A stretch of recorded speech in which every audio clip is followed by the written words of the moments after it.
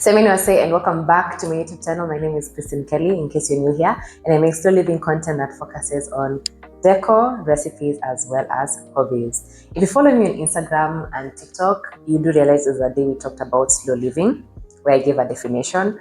Well, today we're going to be discussing a very sensitive topic, which is finances, because realistically speaking, if you want to attain a certain lifestyle, you do have to have finances that support that lifestyle.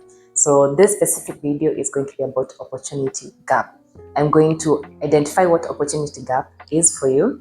And then secondly, we're going to discuss about securing financial freedom. And lastly, maintaining your lifestyle. So I have a whole talking point situation happening here.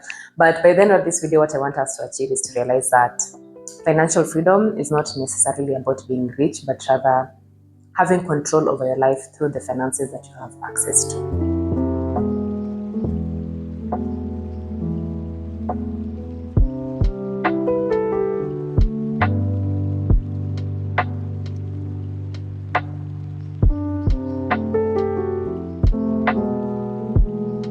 Put it simply, your opportunity gap is going to be determined by a couple of factors, which is going to affect how much money you make minus how much money you spend. Let's give an example. Let's say your dream lifestyle is to travel the whole world.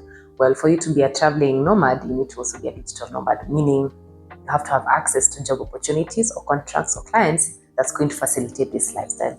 And sometimes that is going to be affected by the type of educational background or skill set that you have. So you see, if you don't have access to those opportunities, those resources, as well as that job, you're not going to achieve that lifestyle.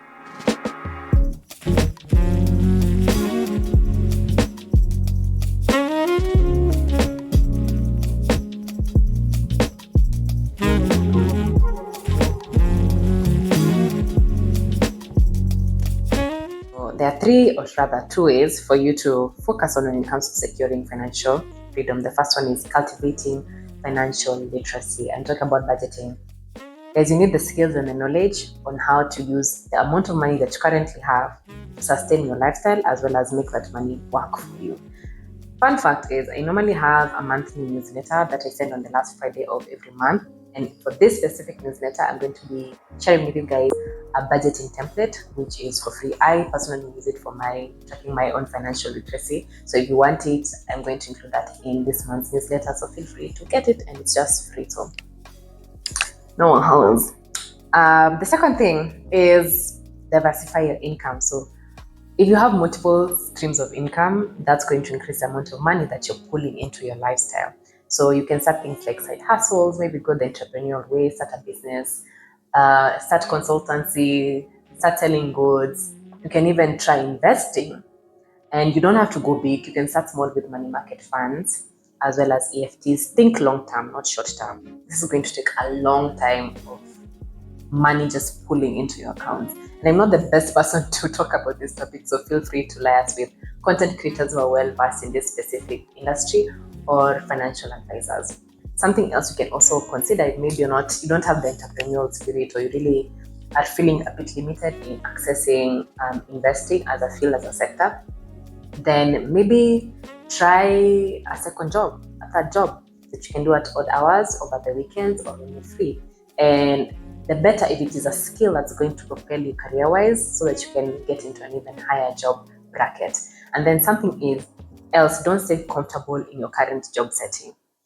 I believe after 2 years, when you're hitting the third year, you're supposed to be looking for better opportunities. Because I'm not going to lie to you, it's very difficult for the businesses that currently have you to upgrade your salary or promote you.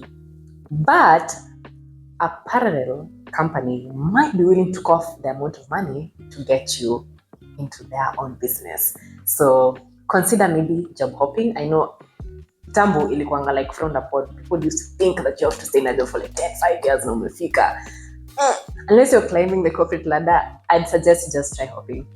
Or maybe diversifying your skill set and go to a different industry that's more high paying. Because I know there's levels, there are certain industries that call for pretty penny. So if you can get your hands on those ones, by all means, do it.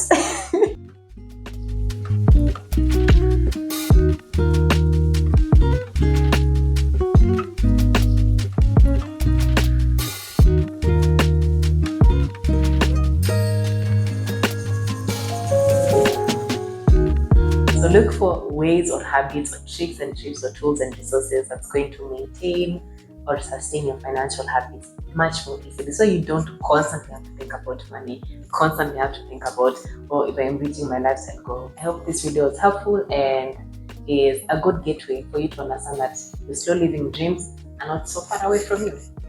Bye.